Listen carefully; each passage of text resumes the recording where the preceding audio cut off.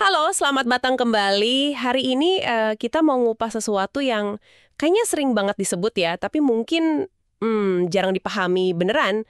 Pemikiran strategis. Nah, Anda pernah nggak sih mikir apa bedanya keputusan biasa sama yang strategis gitu? Sumber kita kali ini agak unik nih.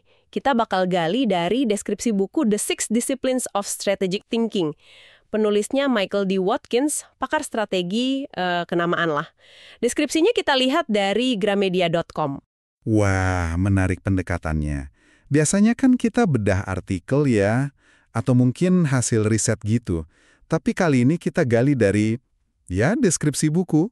Cuma deskripsinya aja. Kayak lihat sinopsisnya dulu gitu ya, sebelum nonton filmnya. Dan deskripsi ini kayaknya menjanjikan kunci buat paham pemikiran strategis. Betul. Dan misi kita jelas ya. Pengen tahu nih, apa sih inti pemikiran strategis menurut Watkins ya, berdasarkan janji di deskripsi bukunya itu. Deskripsinya itu langsung bikin penasaran loh. Ada pertanyaan-pertanyaan kayak, gimana caranya Kennedy bisa mendaratkan manusia di bulan dalam waktu singkat? Terus, apa pelajaran dari catur? Kenapa juga kita perlu mengguncang bisnis pas lagi sukses-suksesnya? Nah, semua itu katanya nih, akarnya ya di pemikiran strategis. Contoh Kennedy itu. Menarik sih. Deskripsinya nggak cuma nyebutin gitu aja ya. Tapi kayaknya menyeratkan kalau pemikiran strategis itu butuh kemampuan buat menetapkan visi yang ambisius banget, yang kedengarannya hampir mustahil gitu.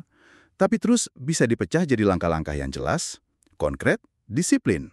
Buat mencapainya, walau tekanannya gede. Jadi ini bukan sekedar mimpi doang, tapi ya rencana yang terstruktur gitu. Apa yang bisa ditarik dari situ kalau lihat konteks deskripsinya? Catur itu kan kalau dalam konteks strategik sering banget ya dihubungin sama kemampuan ngelihat beberapa langkah ke depan. Terus antisipasi reaksi lawan sama adaptasi cepat juga. Jadi deskripsi yang nyinggung catur itu mungkin mau bilang kalau pemikiran strategis versi Watkins ini nekenin aspek yaitu antisipasi sama fleksibilitas. Bukan cuma soal rencana kaku aja gitu, harus lincah hadapi dinamika lingkungan.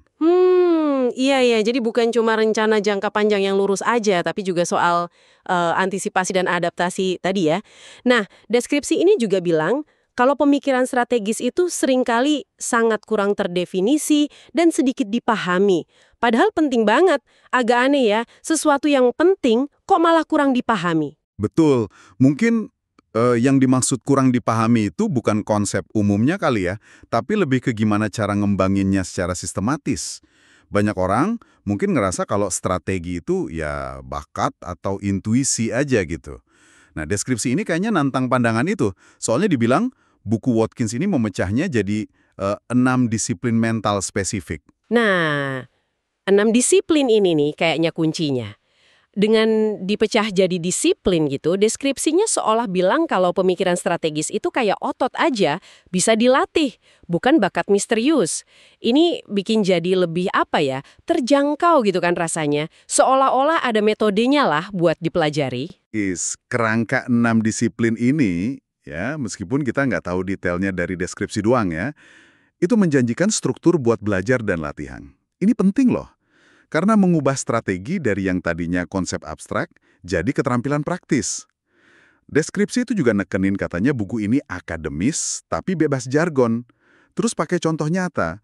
Wah, ini memperkuat kesan gampang diaksesnya sih. Saya suka tuh bagian bebas jargon. Sering banget kan diskusi strategi malah kejebak istilah yang rumit gitu.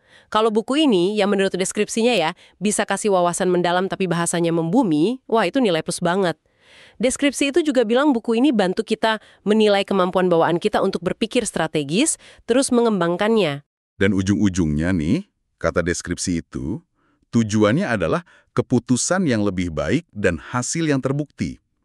Ini nyambungin antara latihan mikir strategis sama dampak nyatanya. Jadi bukan cuma latihan intelektual aja, tapi alat buat capai tujuan. Terus, pertanyaan menarik lain dari deskripsi itu. Kenapa mesti mengguncang bisnis pas lagi sukses? Nah ini nyentuh inti pemikiran strategis yang proaktif.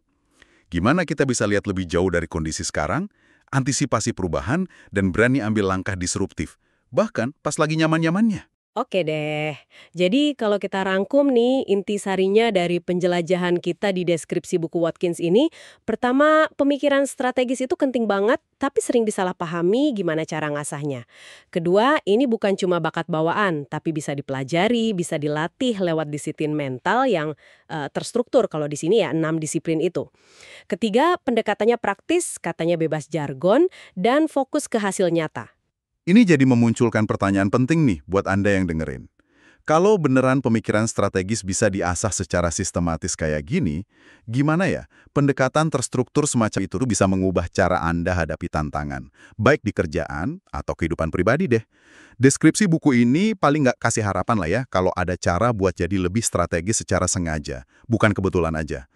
Dan ini bukan cuma buat para CEO atau pemimpin puncak aja kan? Betul sekali. Nah, sebagai penutup nih, kita lempar satu pemikiran buat Anda bawa pulang. Deskripsi buku ini nyebut 6 disiplin mental. Meskipun kita nggak tahu persis keenamnya apa aja hari ini, coba deh Anda refleksi sejenak. Dari semua keputusan atau tantangan yang lagi Anda hadapi sekarang, kira-kira mana yang paling bisa dapat manfaat kalau ditambah sedikit aja disiplin strategis? Siapa tahu, satu langkah kecil ke arah pemikiran yang lebih terstruktur, malah bisa buka jalan baru. Oke deh, sampai jumpa di pembahasan kita berikutnya ya.